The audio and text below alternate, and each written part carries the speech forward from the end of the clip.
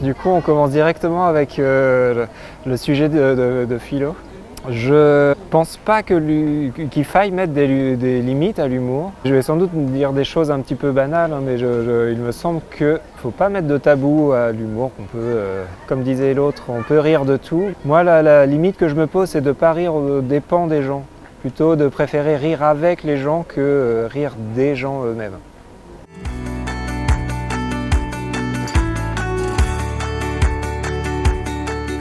Je cherche, là j'en vois pas. Après je les ai clairement pas tous faits, hein. J'imagine qu'il y en a d'autres dans des lieux un peu comme ça. Être sur une île, ça donne quand même quelque chose d'assez particulier. Il y a toujours une ambiance un peu différente sur les îles et ça donne quand même quelque chose d'assez chouette et d'assez singulier à ce festival sans doute. Ouais.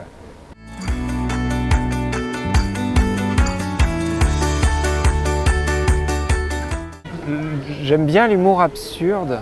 Pas toujours évident de savoir pourquoi on aime les choses. J'ai lu des choses comme Marcel Gottlieb, qui a un humour vraiment absurde et qui joue beaucoup sur les décalages, etc. J'ai lu ça avant même d'être en âge de comprendre les blagues qu'il y avait dedans. Du coup, je pense que ça a pas mal nourri mon humour, ça. Et puis le fait, pareil, que j'ai écouté des proches s'ils faisaient sur France Inter avant. Je pense encore une fois d'avoir vraiment l'âge de comprendre. Du coup, ça a dû me construire sur ce que j'aime dans l'humour.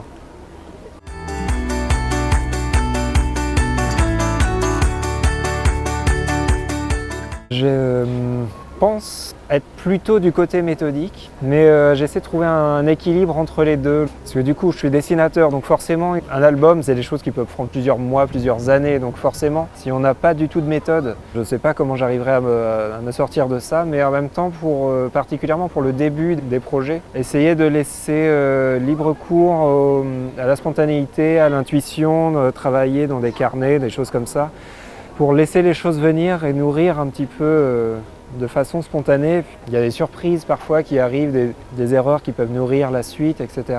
J'essaie de trouver un équilibre entre les deux. Ouais.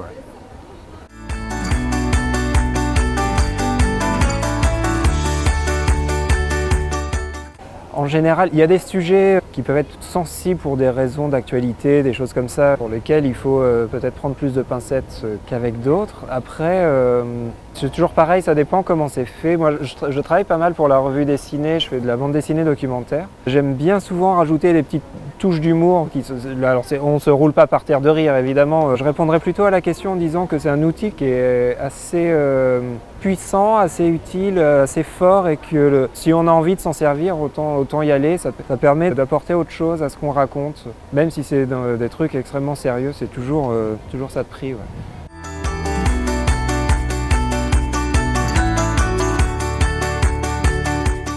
Je sais pas, j'ai l'impression qu'en bande dessinée, il y a déjà beaucoup de choses. Alors, je connais pas tout, évidemment, de ce qui se fait. J'ai pas l'impression qu'il y ait de sujets tabous, d'angles morts, vraiment. J'ai l'impression qu'il y a un peu de tout. Ouais, là, j'ai pas un sujet qui me vient comme ça, qui me paraîtrait être un essentiel qui manquerait.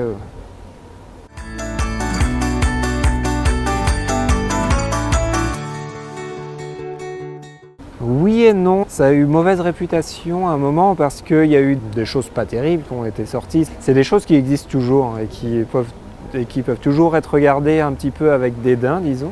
Mais en même temps, depuis Astérix, Tintin, Gaston Lagaffe, on est vraiment dans le registre de l'humour. Astérix aussi, dans Tintin, il y a de l'humour, mais c'est pas une BD qu'on classerait dans les BD humoristiques. Et du coup, c'est des choses qui, je crois, existent dès le début et qui continuent d'exister. Il y a vraiment des choses qu'ils ont faites pour faire rire, des choses qui sont très sérieuses évidemment, et puis plein d'entre-deux, des choses plus sérieuses dans lesquelles il y a de l'humour quand même.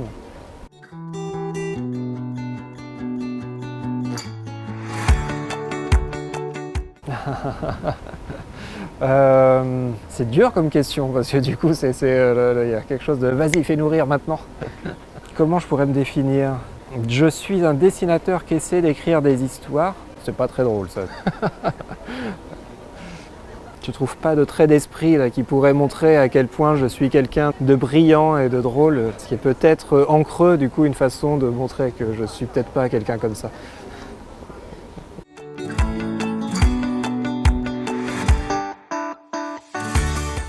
Ah, une bonne question, je vais réfléchir un petit peu.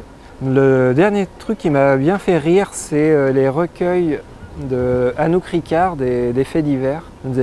C'était publié dans la revue Le Tigre, c'est Cornelius, on a fait des recueils, c'est prendre des titres de faits divers, des titres déjà improbables en eux-mêmes et rajoute des couches de bizarres et d'improbables dessus.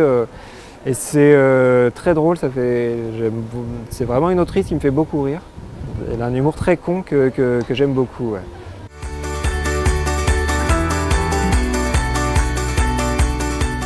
Oui, alors on n'est pas dans le cœur du registre de l'humour, mais en même temps on est dans cet entre-deux dont je parlais.